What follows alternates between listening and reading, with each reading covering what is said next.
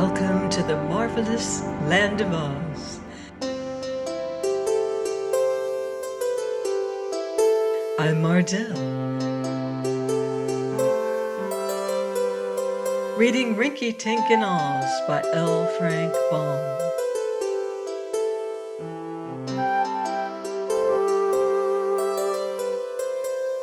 Chapter 12. The Excitement of Bilbil the Goat. Our story must now return to one of our characters whom we have been forced to neglect. The temper of Bilbil the goat was not sweet under any circumstances, and whenever he had a grievance, he was inclined to be quite grumpy. So when his master settled down in the palace of King Goss for a quiet life with the boy prince, and passed his time in playing checkers and eating and otherwise enjoying himself, he had no use whatever for Bilbil, and shut the goat in an upstairs room to prevent his wandering through the city and quarreling with the citizens. But this Bilbil did not like at all. He became very cross and disagreeable at being left alone, and he did not speak nicely to the servants who came to bring him food. Therefore, those people decided not to wait upon him any more, resenting his conversation and not liking to be scolded by a lean, scraggly goat, even though it belonged to a conqueror. The servants kept away from the room, and Bilbil grew more hungry and more angry every hour. He tried to eat the rugs and ornaments, but found them not at all nourishing. There was no grass to be had, unless he escaped from the palace. When Queen Cor came to capture Inga and Rinkitink, both the prisoners were so filled with despair at their own misfortune that they gave no thought whatever to the goat, who was left in his room. Nor did Bilbil know anything of the changed fortunes of his comrades, until he heard shouts and boisterous laughter in the courtyard below. Looking out of a window, with the intention of rebuking those who dared thus to disturb him, Bilbil saw the courtyard quite filled with warriors, and knew from this that the palace had in some way again fallen into the hands of the enemy. Now, although Bilbil was often exceedingly disagreeable to King Rinkitink, as well as to the prince, and sometimes used harsh words in addressing them, he was intelligent enough to know them to be his friends, and to know that King Goss and his people were his foes. In sudden anger, provoked by the sight of the warriors and the knowledge that he was in the power of the dangerous men of Coregos, Bilbil butted his head against the door of his room and burst it open. Then he ran to the head of the staircase and saw King Goss coming up the stairs, followed by a long line of his chief captains and warriors.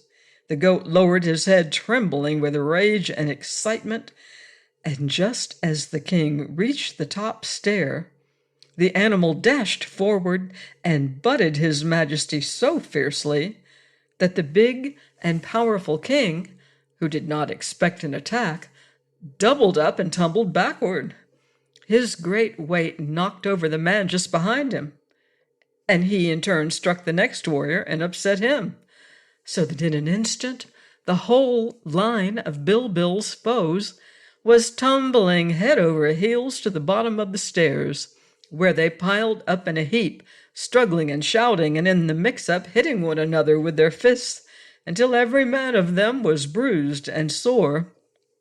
Finally, King Goss scrambled out of the heap and rushed up the stairs again, very angry indeed.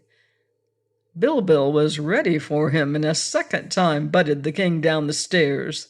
But now the goat also lost his balance, and following the king, landing full upon the confused heap of soldiers, then he kicked out so viciously with his heels that he soon freed himself and dashed out of the doorway of the palace. "Stop him!" cried King Goss, running after. But the goat was now so wild and excited that it was not safe for anyone to stand in his way. None of the men were armed, and when one or two tried to head off the goat, Bilbil sent them sprawling upon the ground. Most of the warriors, however, were wise enough not to attempt to interfere with his flight. Coursing down the street, Bilbil found himself approaching the bridge of boats, and without pausing to think where it might lead him, he crossed over and proceeded on his way. A few moments later, a great stone building blocked his path. It was the palace of Queen Cor, and seeing the gates of the courtyard standing wide open, Bilbil rushed through them without slackening his speed.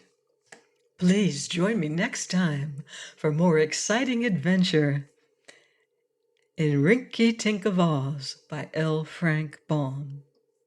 Goodbye for now. See you in Oz. Thank